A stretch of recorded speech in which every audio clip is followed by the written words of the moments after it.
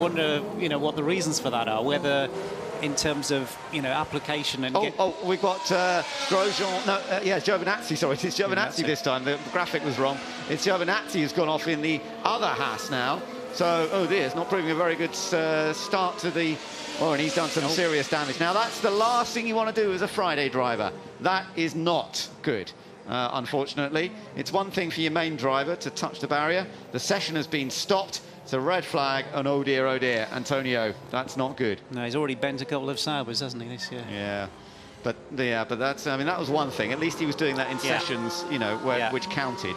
Yeah. This is a Friday practice session, and the basic thing is get through the procedures, do not damage the car. And he has failed on that instruction. Can we see Kevin Magnussen's face? Yeah, that might be worth having a look at. But not a good start for Team Haas here. And clearly conditions are tricky, but that's what they're meant to do. There you are. You wanted to see Kevin's face, Tony? It's not very happy, is it? No, it's... So, yeah, it's just the car's going to be picked up. So we were just talking about, the qualifying battles. One thing just to bear in mind on those stats that I was talking about with Schumacher, we were not counting in his return when he came back from Mercedes, because he was actually out-qualified in his returned years by Rosberg. But we were kind of looking at their peak years. Yeah, I wonder if those figures are slightly skewed also by how significant bringing tyres into operating windows are. And how do you balance that? And Rosberg was good at that. Yeah, and I agree. Yeah. And you sort of wonder if they were these kind of 2017 cars, would the Hamilton-Rosberg qualifying statistics be different? Yeah. But you can't, No. You can't kind of go that far, can you? You have to look at stats to a certain point.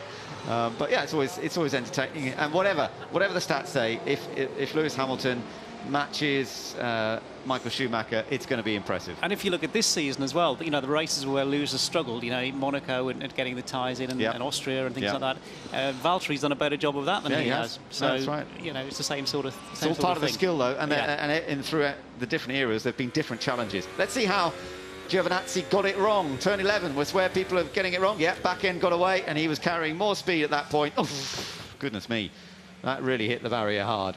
And yeah, that wasn't a marginal one like Vettel's, who kind of kept it all under control.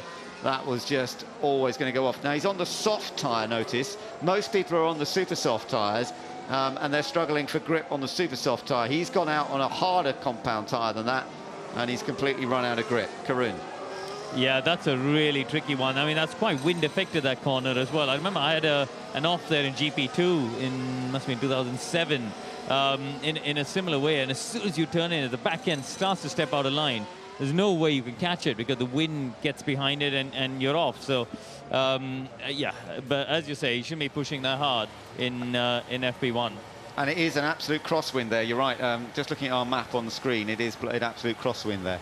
Karun, I know it's not an issue at this stage of the weekend, but how physical a place is this to drive? Because a lot of people say that, you're working all the time, and how did you find it?